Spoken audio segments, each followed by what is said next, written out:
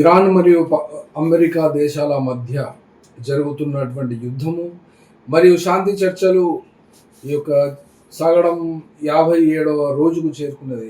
America అనుకున్నట్లుగా 3-4 వారాలలో ఇరాన్ను ధ్వంసం చేయవచ్చు అనబడేటువంటి తన మాట ఇక్కడ తనకే రివర్స్ అయినట్లుగా ఇక్కడ ఇప్పటి వరకు వస్తున్నటువంటి వార్తలు, ఇప్పటి వరకు జరిగినటువంటి యుద్ధము, శాంతి మరియు సీజ్ ఫైర్ ఇండెఫినెట్గా ప్రకటించినటువంటి ట్రంప్ ఇప్పటికీ ఎన్నిసార్లు మాట మార్చినా కూడా ఇవాళ మళ్ళీ పాకిస్తాన్ మధ్యవర్తిత్వంలో చర్చలు జరుగుతున్నప్పటికీ ప్రపంచవ్యాప్తంగా చాలా ఉత్కంఠత ఏర్పడింది. ఎందుకనంటే ఇరాన్ విదేశాంగ శాఖ మంత్రి అబ్బాస్ అరాక్చి ఇప్పటికే ఇస్లామాబాద్ చేరుకున్నారు.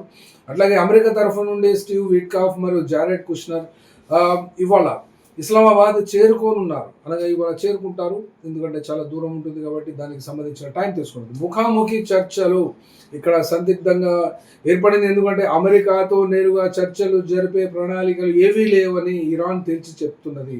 అనగా పాకిస్తాన్ రెండు దేశాల మధ్య సందేశాలను చేరవేసేటువంటి ఒక బ్రిడ్జ్గా మాత్రమే ఇది వ్యవహరిస్తుంది. అనగా గతంలో ఒకసారి జరిగింది, చర్చలు జరుగుతున్నప్పటికీ ఎవరి రూమ్స్ వాళ్ళకే సపరేట్గా ఉండడం మూలన అక్కడ ఉన్నటువంటి పాకిస్తాన్ ఆర్మీ చీఫ్ మరియు అక్కడ ప్రైమ్ మినిస్టర్గా ఉన్నటువంటి వాళ్ళు మధ్యవర్తిత్వం వహించారు. చర్చలు విఫలమైనాయి కాబట్టి మళ్ళీ ఇప్పటి వరకు చర్చలు జరగలేదు. మరి వాళ్ళ జరిగే అవకాశం ఉంటుంది. కానీ ఇప్పటి వరకు అయితే ఈ రెండు దేశాల మధ్య ట్రస్ట్ డెఫిసిట్గా కనబడుతున్నది. ఎందుకంటే చర్చలు జరిపే వారినే చంపేశారు కాబట్టి మేము ఎలా చర్చలు జరపాలి అని ఇరాన్ దేశము ప్రపంచవ్యాప్తంగానే అందరి మెదళ్లలోనూ ఈ ప్రశ్నను సంధించింది, ప్రశ్న వేసింది. కాబట్టి ఇక్కడ ఏ రకంగా చెప్పుకోవాలి అనబడేటువంటి అంశం అయితే ఉంది. ఈ హర్ముజ్ జలసంధి ఇరాను దిగ్బంధించింది కాబట్టి అమెరికా ఓడరేవులను మొత్తంగా దిగ్బంధించింది.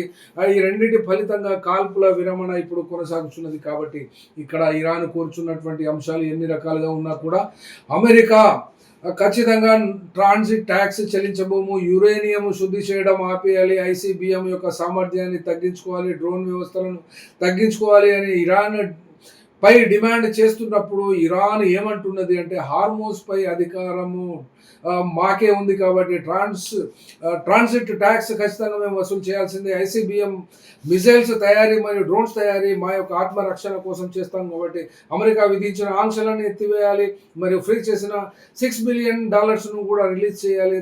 లెబనాన్ పై జరుగుతున్నటువంటి దాడులను కూడా ఆపేయాలి అని ఇరాన్ డిమాండ్ చేస్తున్నది.